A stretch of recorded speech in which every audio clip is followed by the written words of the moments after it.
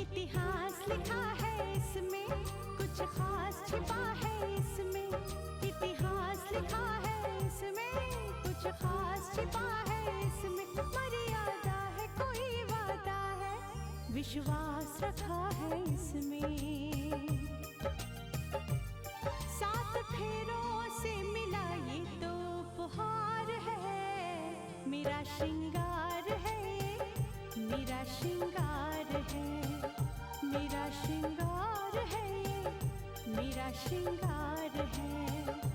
मंगलसूत्र, मंगलसूत्र, मंगलसूत्र, मंगलसूत्र, मंगलसूत्र, मंगलसूत्र, मंगलसूत्र।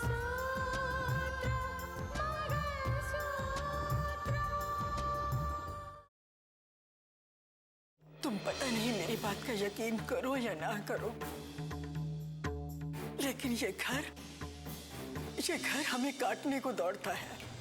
हाँ, उसके साथ एक रिश्ता तो है, लेकिन वो अपने किसी काम की नहीं है। और वैसे भी घर में ये चर्चा चली रही है कि मानस और रितिका का रिश्ता दोबारा जुड़ जाए, लेकिन मैं ऐसा हरगिज नहीं चाहती। फिर से रिश्ता कायम करने के लिए एक नया शगुफा लेकर आई आप।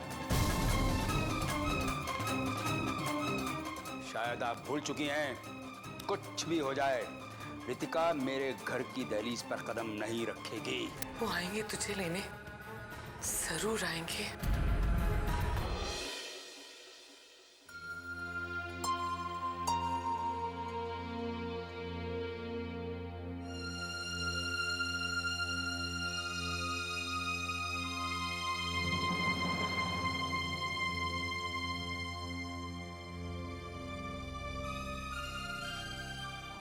भैया, ये क्या पढ़ रहे हैं आप? किसका लेटर है? ये इंक्वायरी आयोग का रितिका के नाम पर एक समन है, जिसमें उसे इंक्वायरी ब्यूरो के सामने पेश होने को कहा गया। मैं समझी नहीं भैया। मैं समझाता हूँ कावेरी। ये उस दिन की बात है जिस दिन मैं शारदा को हॉस्पिटल से घर लेकर आया था। पूरा घर परेशान था और सदमे की हालत में रितिका से गलती हो गई थी। उसने एक सीनियर ऑफिसर पर हाथ उठा दिया था। हालांकि गलती इस ऑफिसर की भी थी, लेकिन एक सीनियर ऑफिसर पर हाथ उठाना गलत है, जिसके लिए उसे सस्पेंड भी कर दिया गया। ये जो समन है, ये उसे सिलसिले के। भैया, इस इंक्वायरी में आखिर होगा क्या? कावेरी, अब जो भी फैसला होगा वो ऑफिसर से करेंगे। आई डोंट नो होगा क्या। क्या रितिका का वहां जाना जरूरी है? नहीं दीदी, रितिका चाहे तो उन्हें अपनी हालत के बारे में बताकर वहां जाने से इनकार कर सकती है। और क्या आप लोगों को उसकी हालत का कोई ख्याल नहीं है?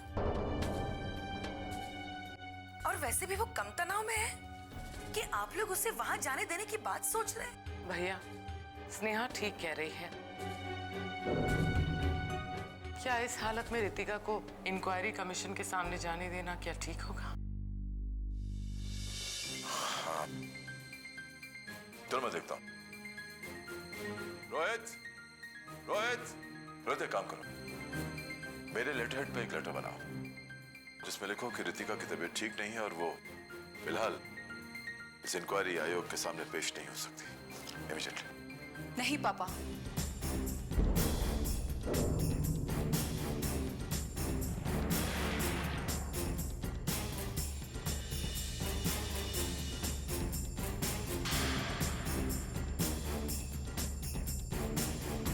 पापा, मैं इंक्वायरी आयोग के सामने जाऊंगी। इस तरह से चुपचाप घर पे नहीं बैठ सकती पापा।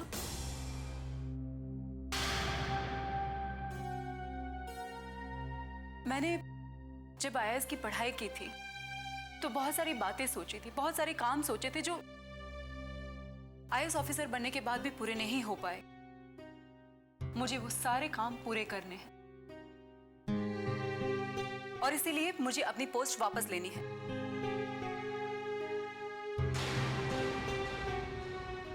और पापा, जिस किसी भी आयोग का मुझे सामना करना पड़ेगा ना, मैं करूंगी, लेकिन मैं अपनी पोस्ट वापस लेकर ही रहूंगी। शाबाश रितिका, तुम्हारी इस हिम्मत की दाद देनी होगी।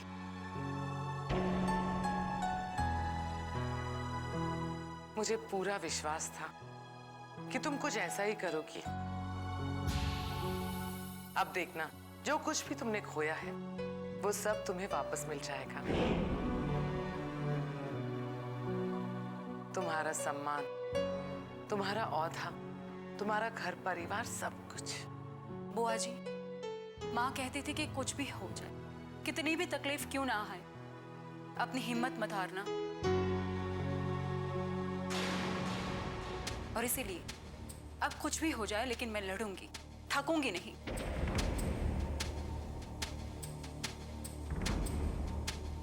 जिंदगी के आखिरी मोड़ तक हिम्मत नहीं हारूंगी।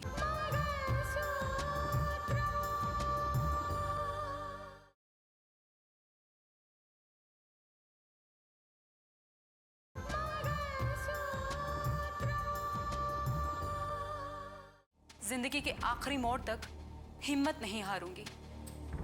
और अब मेरी जिंदगी का सिर्फ एक ही मकसद है, समाज में फैली हुई इन सारी बुराइयों को जड़ से उखाड़ कर फेंक दूंगी मैं।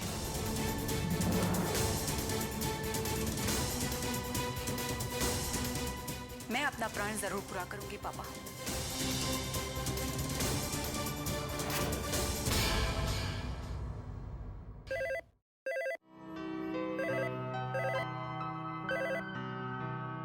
हेलो, नमस्ते माँ।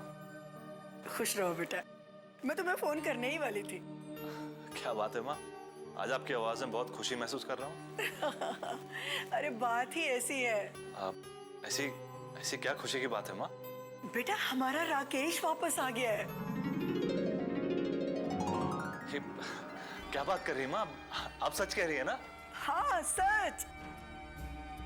जज साहब का अंदाजा बिल्कुल सही था, वो अर्जुन ही हमारा राकेश है। अरे हमारी आंखों के सामने इतनी बार आया, पर हम लोग उसे पहचान ही न पाए। हाँ माँ, वो तो ठीक है, लेकिन उन्होंने अपनी पहचान क्यों नहीं बताई? वो मजबूर था बेटा। जब तुम आओगे तब सारी बात पता चलेगी। वो भी तुम्हें बहुत याद करता है। हाँ माँ, उनसे कहिएगा मैं बहुत ही जल्द उसे मिलने आऊंगा। हाँ, जल्दी ही मिलने आऊंगा। पहले भी कह रहा था मैं साक्षी को लेकर आऊंगा, पर आया तो नहीं तू। माँ, थोड़ा काम में फंस गया था। और माँ, मुझे पता है साक्षी घर आ गई ना आपके, तो ऐसा ना वापस आने से इनकार कर दे कहीं पे।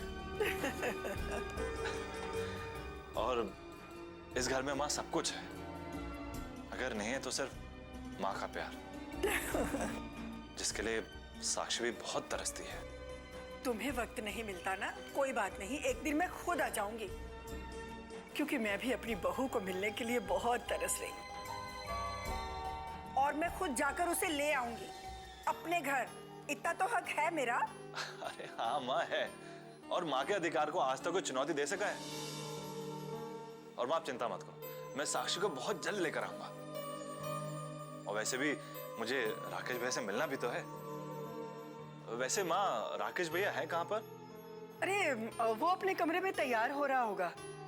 दरअसल वो अपने पापा के साथ जज साहब के यहाँ जाने वाला है।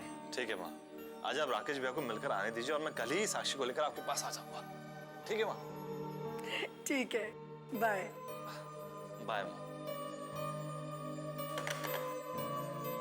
क्या बात है राहुल, किससे बात कर रहे थे? माँ से बात कर रहा था। और मेरी खुशी की वजह है कि आज मेरी माँ बहुत खुश है। आज बहुत दिनों बाद उनकी आवाज में खुशी महसूस हुई है।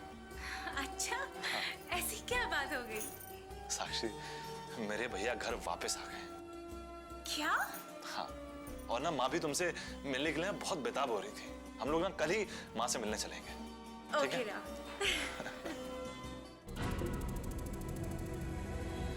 कुंदन ने बताया कि अर्जुन राजेश्वर के घर पहुंच चुका है और राजेश्वर ने उसे राकेश मानकर अपना भी लिया है।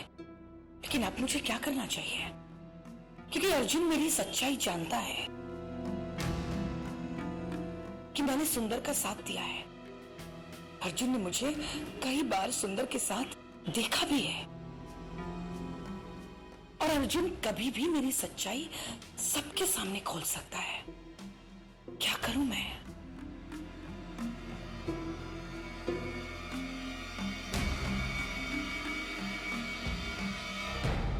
अरे रितिका, तुम मेरे कमरे में? हाँ, दरअसल मैं आपसे कुछ बात करना चाहती थी। मैंने कभी सोचा नहीं था कि आपके कदम इस घर में दोबारा पड़ेंगे, लेकिन मुझे खुशी है।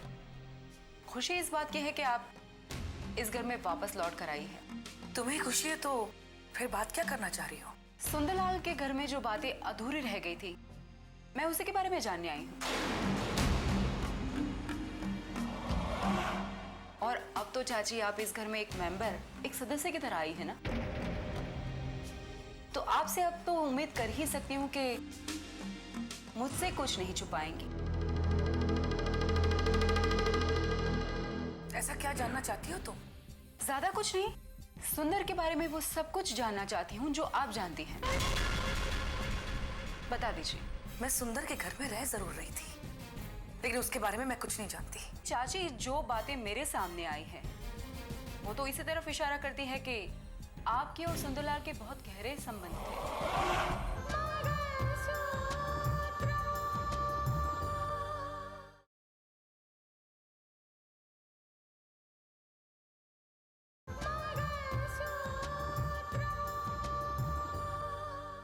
आपके और सुंदरलाल के बहुत गहरे संबंध थे, तो जाहिर सी बात है कि आप सुंदरलाल के बारे में बहुत कुछ जानती होंगी। फिर इसका क्या मतलब हुआ कि मैं ज्यादा कुछ नहीं जानती हूँ? और अर्जुन के बारे में जो जानकारी हासिल हुई है ना चाची, उसमें मुझे ये पता चला है कि अर्जुन जिस घर में रहता था, वो घर सुंदरलाल ने लेकर दिया था। ये चक्कर क्या है सुंदरलाल और अर्जुन के बीच में? बता ही दीजिए। सुंदर ने किस किस को रहने के लिए जगह दी या जगह नहीं दी, इससे मेरा क्या मतलब? हाँ, ये हो सकता है। आपको क्या मतलब? राइट। लेकिन जहां तक मेरी समझ है, जो जानकारी मेरे पास आई थी, सुंदर ने आपको भी तो रहने के लिए घर दिया था। उसी के घर में तो रहती थी ना आप। और आपके सुंदर के साथ बहुत गहरे ताल्लुकात भी थे। तो अगर आप नहीं जानती तो और कौन जानेगा? तुम्हें गलतफहमी हुई है रितिका। मुझे किसी भी बात की कोई जानकारी नहीं है। ये तुम्हें सुंदर ही बता पाएगा। नहीं चाची, ये बात मुझे अर्जुन भी बता सकता है। अब आपको लगता होगा कि अर्जुन कैसे बताएगा, है ना? तो आपकी जानकारी के लिए मैं बता दूं कि अर्जुन वो अपने घर पहुंच चुका है, और अब वो मेरी एक नई उम्मीद है। उसके जरिए मैं बहुत सारे राज का खुलासा करूंगी और बहुत सारे नाम सामने आएंगे। जो जो लोग सुंदर के साथ मिले हुए थे, उन सब के नाम सामने लाऊंगी। चाची, आज तक आप अकेली थी, इसलिए जो चाहे कर सकती थी, जो मन में आया कर लिया।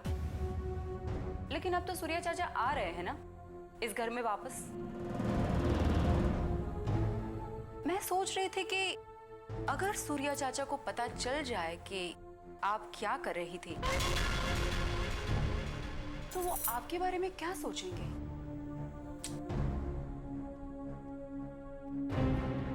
मतलब तुम सूर्या को मेरे बारे में उल्टा सीधा बताकर उसे मुझसे दूर करना चाह रही हो? नहीं नहीं चाची, आप मुझे गलत समझ रही है। मैं ऐसा क्यों करूंगी? आप खामखा मुझे दोष दे रही है। अब क्या है ना, ये तो इंसान के कर्म ही है जो कभी ना कभी सामने आ ही जाते हैं, है ना? ठीक उसी तरह जैसे तुम्हारे कर्म सामने आए।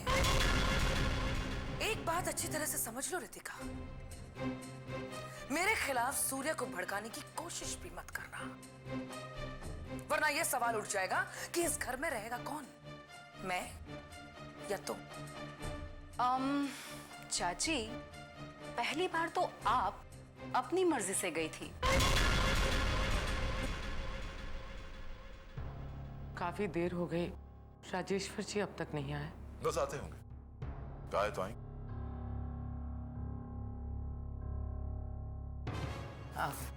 नमस्कार नमस्कार राजेश जी, आइए, आप ही का इंतजार हो रहा था। जी आइए बैठिए प्लीज। जी जरूर जी जरूर, आ बैठे आइए बैठिए।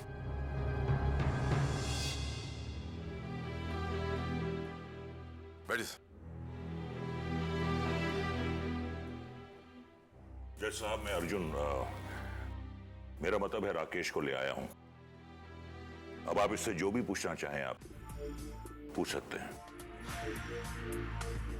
देखो बेटा, दरअसल मैं तुमसे सिर्फ यही पूछना चाहता हूं कि तुमने अपने आप को छिपा कर क्यों रखा। तुम इस शहर में थे, सबकी आंखों के सामने थे। हाँ, तुम्हारा चेहरा बदल चुका था, इसलिए हम तुम्हें पहचान नहीं पाए, लेकिन तुम तो सबको पहचानते थे ना। इस तरह छिप के रहने की क्या जरूरत थी?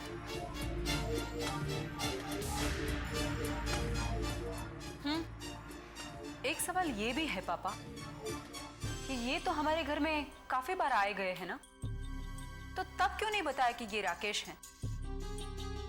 दरअसल बात यह है कि हॉस्पिटल में जब मुझे होश आया तो मुझे पता चला कि रितिका ने दूसरी शादी कर ली है।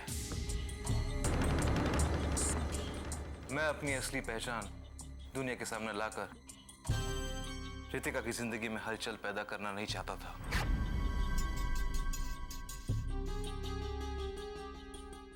बल्कि पर्दे के पीछे रहकर मैं सारे लोगों को बेनकाब करना चाहता था।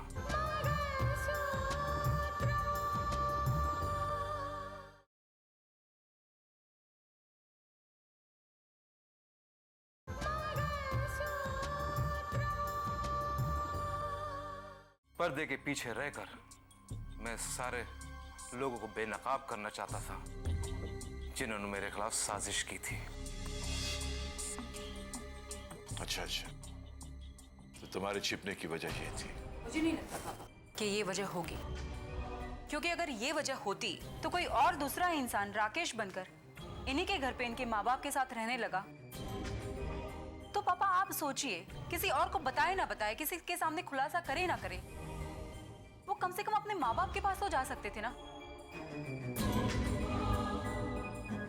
उनको तो बता सकते थे कि ये राकेश नहीं है, असली राकेश मैं हूं।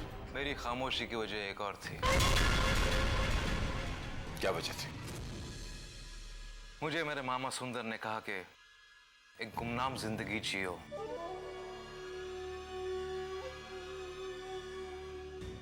मैं नहीं जानता था कि उनके मंसूबे क्या थे, लेकिन जब मुझे इस बात का पता लगा कि मेरे घर पे कोई और राकेश बनकर पहुंच गया है, तब तक बहुत देर हो चुकी थी। इससे पहले ये बात मैं किसी को बताता, उन लोगों ने मुझे कैद कर लिया था। अब सवाल ये उठता है कि अगर सुंदर ने ऐसा किया है तो क्यों किया? जज साहब, आपके इस सवाल का जवाब मैं देता हूं। दरअसल सुंदर को यह गलतफहमी हो गई थी कि मेरे घर में पलने वाले दो बेटे राकेश और राहुल में से एक बेटा मेरा नहीं बल्कि करोड़पति मुंजाल का है। सुंदर को सिर्फ शक ही नहीं बल्कि पूरा यकीन था कि राकेश ही मुंजाल का बेटा है। इसलिए उसने किसी बहरूपिये को राकेश बनाकर मेरे घर भेज दिया ताकि राकेश मुंजाल के घर पहुंच जाए और उसकी करोड़ों की जायदाद का मालिक बन जाए। लेकिन सुंदर को इस बात का अंदाजा नहीं था कि दरअसल मुंजाल का बेटा राकेश नहीं बल्कि राहुल है। और मुझे बड़ा अफसोस है जज साहब कि मैंने भी स्वार्थ में आकर इतना बड़ा झूठ बोल दिया। जब कोई इंसान किसी को अपना समझता है ना, तो वो उसके लिए कुछ भी करने के लिए तैयार हो जाता है।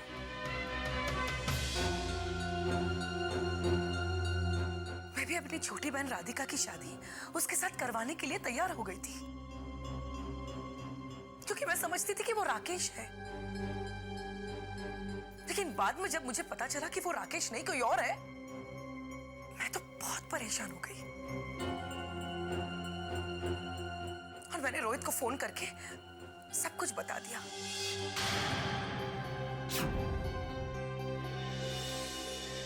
मुझे ये सब कुछ याद है स्नेहा, लेकिन इससे पहले ये सच्चाई हम समझ चुके थे।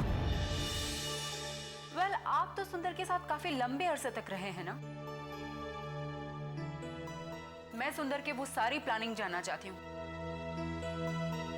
कौन कौन थे उनके साथी, किस तरह से काम करते थे,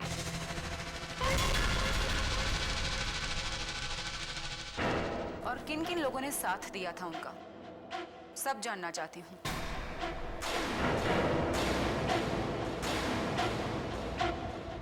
अगर तुम उन्हें जानते हो तो तुम्हें चुप रहने की कोई आवश्यकता नहीं है। बताओ हमें कि कौन कौन है वो लोग जिन्होंने इस प्लान में सुंदर का साथ दिया था। उन सबको तो आप लोग भी जानते हैं।